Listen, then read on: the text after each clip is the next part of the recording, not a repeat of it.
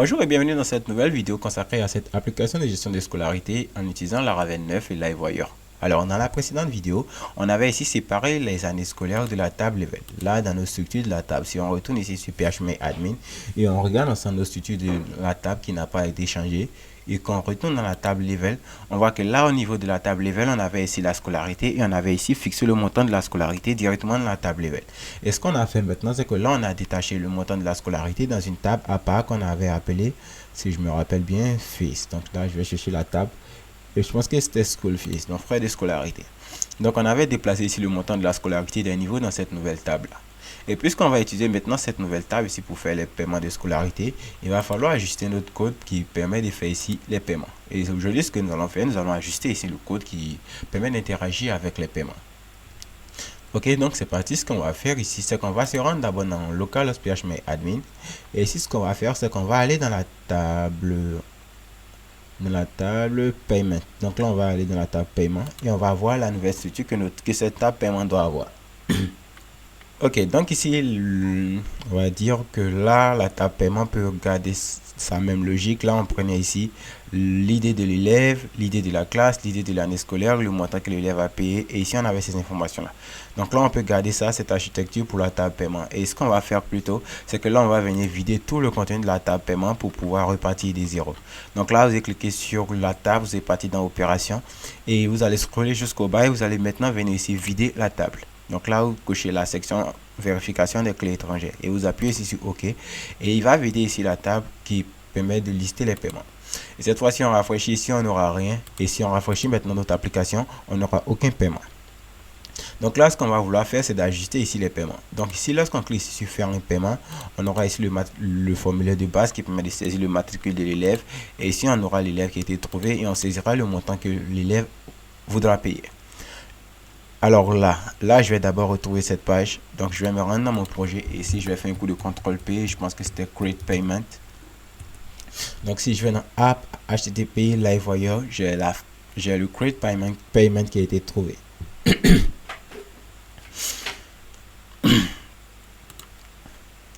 Ok, et si vous vous rappelez au niveau de cette section, on avait fait pas mal de vérifications qui permettaient de nous assurer que le montant que l'élève payait ne dépassait pas le montant de la scolarité. Donc là, si on parcourt ici la fonction qu'on avait définie ensemble, on avait mis quelques conditions. On avait ici mis une condition 1. La première condition, c'était de récupérer le montant de la scolarité d'une classe en fonction du niveau. Et ici, comment est-ce qu'on faisait ça? On avait ici le student class ID, on récupérait l'ID de la classe ici. Là, on récupérait les informations du niveau à travers la classe. Et ici, on accédait au montant de la scolarité en faisant la classe data, level et scolarité. Et ici, ce que je vais faire, c'est que je vais couper mon code ici d'abord pour pouvoir vous montrer ce que ça donnait. Donc là, je vais faire ici un TTT de la montant scolarité. Mais là, on avait ici récupéré l'idée de la classe. Là, on avait récupéré la classe correspondante avec le niveau en recherchant avec l'idée de la classe qu'on avait récupérée ici. Ensuite, on avait récupéré le montant de la scolarité. Donc là, si je reprends le même principe, puisque je n'ai pas encore modifié mon code et que cette fois je clique ici sur choisir ici un montant, que je clique ici sur ajouter, je vois que là j'ai 400 qui est là. Et je pense que là c'est le montant d'un niveau. Et si on vérifie au niveau du phmai-admin et qu'on va dans la section level, on va voir qu'on a la scolarité du 5e qui est fixée ici à 400. Donc là c'était comme ça qu'on accédait au montant de la scolarité. Et maintenant, le montant de la scolarité ne se trouvera plus ici dans cette table level. Cette colonne-là sera supprimée. Donc, pourquoi est-ce que je ne l'ai pas encore supprimée? Je préfère que vous gardiez à l'esprit l'ancienne méthode d'abord. Et quand on va finir de mettre en place la nouvelle méthode, histoire de ne pas casser notre application, on va conserver cette ancienne méthode pour le moment. Et une fois qu'on aura fini d'implémenter la nouvelle méthode avec la nouvelle table frais de scolarité, on supprimera ici la colonne scolarité. Donc là, avant, comme je le disais, avant, on avait ici le montant de la scolarité directement d'un niveau. Donc voilà pourquoi est-ce qu'on pouvait accéder à cette valeur-là directement ici en faisant de la classe data, level et ici scolarité. Maintenant, ce que nous avons fait, c'est que nous avons détaché ici le montant de la scolarité. Et le montant de la scolarité se trouve maintenant ici dans School Fees. Et c'est ce qu'on va faire pour avoir maintenant accès ici au montant de cette scolarité-là. Il va falloir maintenant rechercher ici dans cette table School Fees avec ici l'ID de ce niveau. Ok, c'est parti. Donc ici, on a une classe data. On a une classe data qui pointe sur level.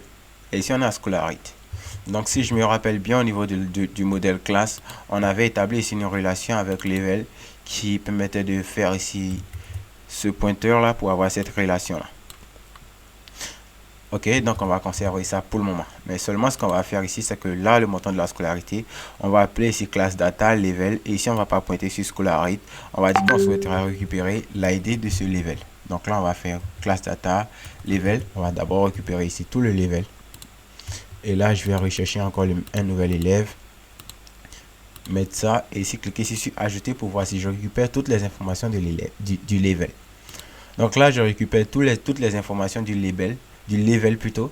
Et pourquoi est-ce que je récupère ici toutes les informations du level? Parce qu'au niveau de ma table School Fees, frais de scolarité, j'ai ici le champ Level ID. Donc je pourrais ici récupérer le montant de la scolarité en fonction de l'ID du level que j'aurais récupéré ici. Donc ici, je vais ici lui dire que le montant de la scolarité, ici ça sera level, et ici je vais dire que ça sera ID. Et ici, ce que je vais faire, c'est que je vais renommer ici cette variable en $level. On va dire que student, on va l'appeler student level ID pour dire que ça sera l'ID du niveau de l'élève. Et ici, on va venir remettre cette variable de la montant scolarité. Et ici, maintenant, cette variable montant scolarité, ça sera égal au modèle school fees. Donc là, on va importer ici le modèle school fees. Et ici, si vous n'avez pas l'auto-import, vous devez venir ici tout en haut, venir importer ici le school fees, comme vous l'avez fait pour school year, student et les différents modèles qu'on avait utilisés. Donc maintenant que ça c'est fait ici, lorsqu'on a nos school fees ici on peut venir maintenant faire ici une condition avec un where. On va lui dire qu'ici on va faire un where. Et là on va dire que where level ID ou le level ID ou l'ID du level est égal à $student level ID. Et ici on va lui dire d'abord que là ce qu'on souhaiterait récupérer c'est le premier élément. Donc là, on enregistre ça pour le moment et on va venir tester, voir ce que ça donne. Donc là, ici, on va cliquer sur ça. Et ici, on va choisir ici un montant de scolarité de 400 pour voir. Et on va cliquer ici sur ajouter. Et ici, je pense que là, j'ai fait un DD de montant de scolarité. Et ici, si je déroule ici DD de montant de scolarité, je vois que là, j'ai le level ID, j'ai le school year ID et j'ai le montant de la scolarité qui est 4000. Donc pour le level ID 2, on va vérifier ici level ID 2, montant de scolarité ici 4000. Donc là, ici, on peut modifier pour mettre ici une différence. Je vais mettre différentes valeurs. Donc, je vais mettre 1000 ici. Et je vais mettre 3000 ici. Et là, ça sera 4000. Et là, si je rafraîchis encore cette page et que je choisis encore un autre élève, que je sais de faire, je vois que là, ici, le montant de la scolarité est 3000. Donc, le montant que je vais modifier. Donc, ici, on a une première condition. Lorsqu'on recherche ici avec le level ID, ça fonctionne. Alors, la seconde condition, c'est quoi? Ici, on remarque au niveau de notre table ici, puisqu'on veut ici récupérer le montant de la scolarité en fonction de l'année scolaire active, parce que comme je l'ai expliqué, le montant de la scolarité peut être différent en fonction des années scolaires. Il va falloir ajouter ici une nouvelle condition. Là, on récupère bel et bien avec le level ID, c'est bien. Mais il faut ajouter la seconde condition pour le school year ID, pour être sûr que on récupère les informations de ce niveau pour l'année en cours. Donc ici, on va encore ajouter ici un second where, comme vous avez l'habitude de le faire maintenant. Donc là, ici, on met un second where. Et ici, là, ça sera, on va avoir le champ, l'appeler school year ID dans la table school fees. Donc c'est school year ID. Donc là, c'est school year ID. Et on dira que ça sera égal à ça. Et ça sera égal à la variable de la active school year ID. Là, on l'avait déjà mise en place, si vous vous rappelez.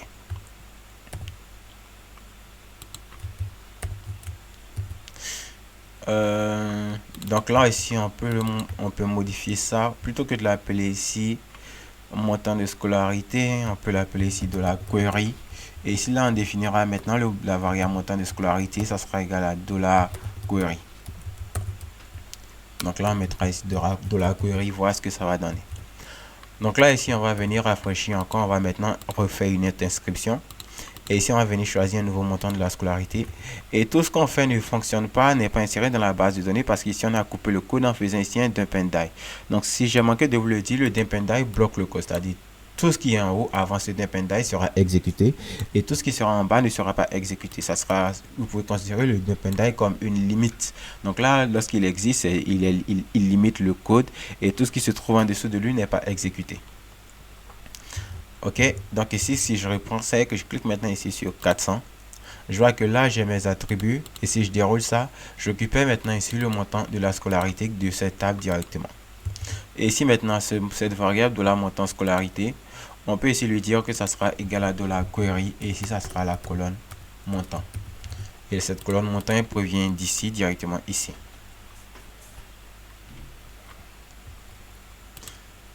Ok, donc là on va dire que c'est bon. Et ce qu'on va faire ici, c'est que là on avait ensuite une deuxième condition qui permettait de faire le cumul des paiements déjà effectués et le comparer au montant de la scolarité.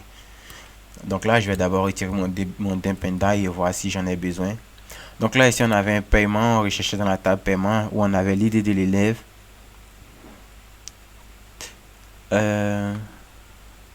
Et ici on avait aussi l'idée de l'année scolaire en cours. Mais je pense que là, pour l'améliorer plus tard, on n'aura pas besoin de ça. On pourrait prendre ici directement l'idée de l'inscription. Mais pour le moment, on va laisser ça. Et ici, on faisait ici une boucle pour récupérer avec une variable total paid qui prenait son ancienne valeur. Et cette variable total paid, je pense qu'on l'avait définie à 0 initialement. OK. Et ici, on vérifiait que le montant de la scolarité n'est pas inférieur au montant déjà payé, plus le montant du paiement en cours. Et après, on avait ce message d'erreur là, de succès plutôt. Donc je pense que tout va fonctionner comme avant et la seule chose qu'on avait à faire, c'était d'ajuster ici cette petite partie qui permettait de récupérer le montant de la scolarité différemment. Donc là, si je fais, c'est que je retourne ici et que je teste. Je vais prendre cet élève là, je vais lui dire que là c'est Sarado. Je vais dire que je souhaite payer ici, on va prendre une valeur qui excède la scolarité, voir si ça va passer. Et si on clique sur ajouter, on va voir. Attention, il reste à payer 1000 € ou 1000 $ selon l'unité que vous aurez choisi. Et ces 1000 ici représentent le montant de cette scolarité. Donc là, si je reprends et que je dis que cet élève souhaite payer 400 comme avant, et que je clique ici sur ajouter,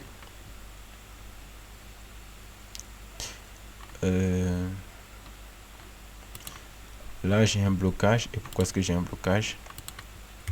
Je vais rafraîchir ça et que je vais tester à nouveau. Et si je vais dire que je souhaite payer 200 et que je clique ici sur ajouter, j'ai scolarité, paiement de scolarité effectué. Et pour le même élève, je vais essayer de faire un autre paiement. Je vais lui dire que cette fois, je vais payer 400. J'ai le message paiement de scolarité effectué. Donc, je pense que ça fait 600.